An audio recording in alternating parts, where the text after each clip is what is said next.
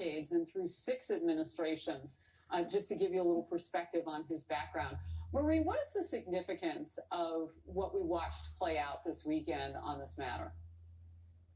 Dr. Fauci has, throughout this entire crisis, been a voice of scientific reason, of scientific facts. I think that's why you've seen him get so much widespread acclaim from both Democrats and Republicans. Across the partisan spectrum, people are looking to Dr. Fauci to tell the truth. And that's what he did this weekend. And I think that's why he's in his position. That's why I'm glad he's still in his position, because that's what scientists and doctors need to do. I have long ago given up trying to read the tea leaves of Donald Trump's Twitter and try and parse out from that what might come policy-wise.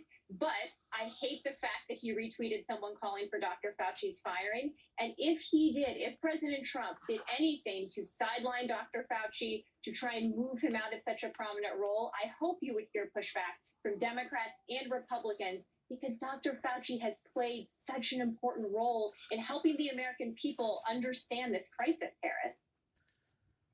You know, there seems to be, Melissa, bipartisan agreement on what Marie Harf just said. I'll take it a step further, though.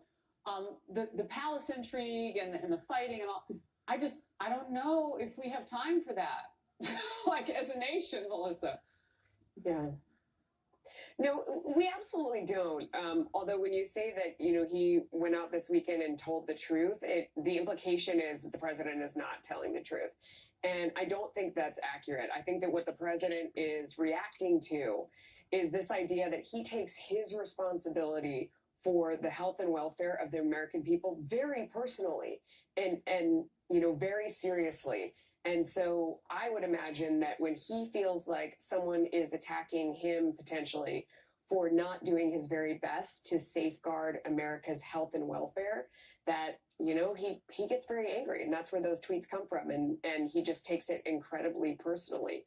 I agree with Marie that I think that Dr. Fauci is somebody who, you know, both sides really trust, and it's essential that he's part of the conversation and that he continues in his post. And I think that all of us we take comfort in the fact that these two do disagree and then move along. And Dr. Fauci has said repeatedly, you know, the president listens to me even when we disagree. He listens to me and we have a conversation. I hear him, he hears me, and she's right. That is essential going forward. You know, Guy, I look at this and I wrote down just a note to myself about when I watch public people fight and how usually, as Melissa's pointing out, usually the debate sometimes can be edifying because you can see that one person maybe has your point of view, the other person doesn't, so on and so forth, and how they work it out. And I think Melissa's absolutely right about that. It's actually pretty healing to see that go forth, because at least you think it's not about who's right, but what's right, which is always my goal. I do have to say, though, at times the public fight is not helpful when it's just about the sniping. Where do you put this? Well, I think with Dr. Fauci and this little flap involving the weekend, I think if you watch the full interview that he did on another network that got so much attention, he was actually in some ways, I think, defending the president, because there were people out there, and there's a CNN doctor saying, oh, they should have acted sooner. They were far too late to do what was necessary. And Fauci came back and said, actually, it's really not that simple for all these various reasons. I think he and the president really, again, are basically on the same page here. There is a fringe of people, I think it's deeply irresponsible, who want to see Dr. Fauci fired. I think that's really would be a terrible idea for the country. Even if you disagree with what he's done, or you think we've gone too far, to fire this man who's an eminent expert, I think would be a disastrous mistake.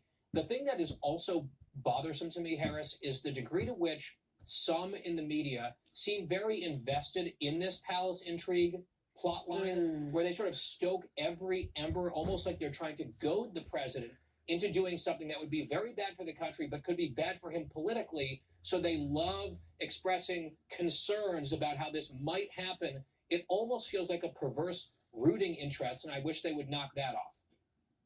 You know, I kind of put it in almost another lane, too. I mean, you can have that point of view that it's political, or this might even be worse. Is it personal? Are they looking for those moments to light up themselves in a moment that really isn't even focused on them? I don't know. It's just a question. Dr. Nesheiwat, I want to go to you before we go to a quick break, just to get your take on this. I mean, Dr. Fauci, I spit out a couple lines about his resume, but as another medical expert, when you look at this, what do you make of the going back and forth? I have so much respect for Dr. Fauci. His number one priority are patients, not politics. And that I actually watched his full interview yesterday. That network, they twisted his words. He didn't absolutely say, yes, we should have done this. He said, coulda, shoulda, woulda. Of course, in any situation, if you start from negative day, a negative timing, back in November, it would have been a better outcome. He was generalizing his statement, but they twisted his words. I think what he's doing is doing everything in his power to protect Americans. That's what we need. Interesting. For a while about this time, we had been hearing regularly from Governor Cuomo. And one thing that he has said, Guy, and I heard you saying just a moment ago as Dr. Nishat was talking, he said, the time for going back and taking a look at what was done and the blame, so on and so forth, is not this time. He said it in many different ways. He said there are no blue states, no red states, just red, white, and blue. A quick last thought and we'll move on. There will be lots of time for finger pointing, and it's already here in some ways. I think that ultimately, and we'll talk about this later in the program, the results are going to be what matters most. And a lot of the partisan food fighting currently happening, I think, is probably a big turnoff to most people who just want their families to get back to work, but they want to be healthy first and foremost. All right. Well, together on a Monday, apart but together, all of us. We'll scoot to the commercial. Top health officials are debating when and how to restart the U.S. economy, as Guy was just talking about, and whether America is ready for a May 1st target date. President Trump casting this as a defining moment for his presidency. Watch. I'm going to have to make a decision, and I only hope to God that it's the right decision. But I would say without question, it's the biggest decision I've ever had to make. The argument with shoring up and adding to the Paycheck Protection Program, it will mitigate the number of layoffs or those filing jobless claims by millions here. And I'm wondering if we're already at roughly 70 million Americans who have filed for jobless benefits, what's the top on that you see, assuming this 250 billion gets in on top of the 360 billion already in the package, on top of the relief checks, credit checks, federal backstop and all that, the Federal Reserve and what it's doing. What do you think? Is that a question for me, Neil? It is, Heather, I'm sorry. Yeah, I mean, the Kansas City Fed estimating 47 million job losses. It's a staggering number. It's hard to even comprehend something like that. Since we're already at 17 million, though, you look at JP Morgan, for example, estimating a 40% hit to GDP and unemployment as high as 20%.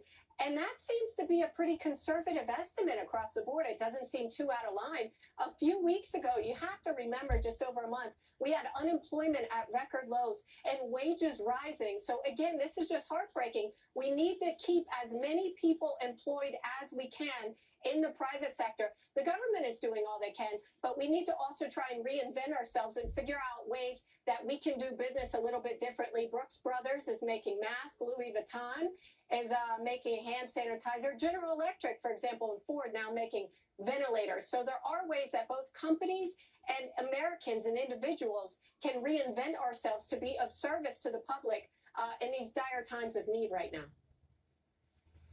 So, Flynn, real quickly, why isn't oil responding more dramatically to what could be upwards of a $20 million per day cut? Is the feeling seeming that it offsets the weakness in demand, and he doesn't even address that? Well, I think they're looking at it as a break even, but make no mistake about it, it's not what the oil market's doing today. It's what would have happened if this deal didn't get done. We would have seen those prices crashes. Listen, I think the market is well off the lows that we saw last week. I think once we start to see any signs of demand coming back, it will help. All right, guys, I want to thank you both very, very much. Meanwhile, this back and forth today, not only when we open, but who has the power to decide when we reopen and where. The president says everything stops with him. So if he says everybody back in the water, economic water, that's the order. The Constitution seems to disagree. to this.